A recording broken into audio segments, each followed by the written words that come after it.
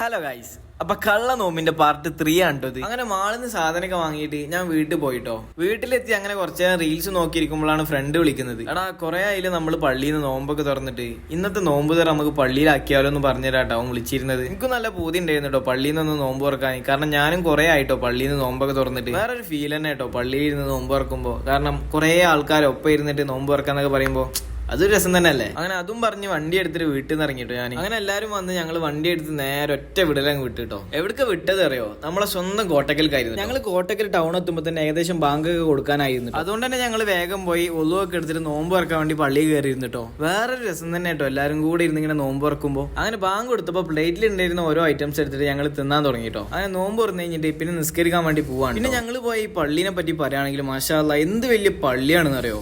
കോട്ടക്കൽ ടൗണിൽ തന്നെ ഉണ്ടോ ഈ പള്ളി ഉള്ളത്. അങ്ങനെ ഞങ്ങൾ മഗ്‌രിബ് നിസ്കരിച്ച് അടുത്ത പരിപാടി ഫുഡ് കഴിക്കലാണ് കേട്ടോ. അതിന് മുമ്പ് ആ പള്ളിയിലുള്ള ഉസ്താദിന്റെ വക ചെറിയൊരു പ്രഭാഷണം ഉണ്ടാവും കേട്ടോ. അപ്പൊ ഒരു 10 മിനിറ്റ് നമ്മളത് കേട്ടിരിക്കണം. അത് കഴിഞ്ഞിട്ടാണ് നമ്മൾ ഫുഡ് കഴിക്കാൻ പോകേണ്ടത്. അങ്ങനെ ആ പ്രഭാഷണം കഴിഞ്ഞ് എല്ലാരും കൂടെ ഫുഡ് കഴിക്കാൻ പോവാണ് കേട്ടോ. ഈ കാണുന്ന ആൾക്കാർ ഫുള്ള് ഞങ്ങളെ പോലെ ആ പള്ളിക്ക് നോമ്പ് തുറക്കാൻ വേണ്ടി വന്നതാണ് കേട്ടോ. അങ്ങനെ അവിടെ കയറിയിരുന്ന ഒരു 2 മിനിറ്റ് വെയിറ്റ് ചെയ്തപ്പോൾ ഞങ്ങൾക്കുള്ള ഫുഡ് വന്നിട്ടോ. ഞങ്ങൾ എല്ലാരും കൂടെ ഒരു പ്ലേറ്റിൽ നിന്ന് ഭക്ഷണം കഴിച്ചിട്ട് അവിടെ നിന്ന് ഇറങ്ങിയേ. ഇപ്പൊ നിങ്ങളൊക്കെ വിചാരിക്കുന്നുണ്ടാവും ഇതിൽ കള്ളനോമ്പ് എവിടെയാണ്. എന്നാൽ ഇനി ഞാനൊരു സത്യം പറയട്ടെ, എനിക്ക് കള്ളനോമ്പൊന്നും അല്ലായിരുന്നിട്ടാ. എനിക്ക് സത്യത്തിൽ ശരിക്കുള്ള നോമ്പ് തന്നെ ഉണ്ടായിരുന്നേ. ഞാൻ പിന്നെ വെറുതെ തമാശക്ക് ഒരു കണ്ടന്റ് ആക്കി അങ്ങനെ ഇട്ടുന്നേ ഉള്ളൂ. അതുകൊണ്ട് എന്തായി ഇതുവരെ പള്ളിയിൽ നിന്ന് നോമ്പ് തുറക്കാത്ത ആൾക്കാർക്കൊക്കെ പള്ളിയിൽ നിന്ന് നോമ്പ് തുറക്കുമ്പോൾ എങ്ങനെ ഉണ്ടാവാന്നുള്ളതൊക്കെ കാണാൻ പറ്റിയില്ല. അപ്പൊ വീഡിയോ ഇഷ്ടപ്പെട്ടാൽ ലൈക്ക് ചെയ്യുക, നിങ്ങളുടെ അഭിപ്രായങ്ങളൊക്കെ കമന്റിൽ അറിയിക്കുക. അതിന്റെ കൂടെ ഒരു ഫോളോ കൂടെ ചെയ്യുകയാണെങ്കിൽ അടുത്തൊരു വ്ളോഗ് ആയിട്ട് നമുക്ക് കാണാട്ടോ.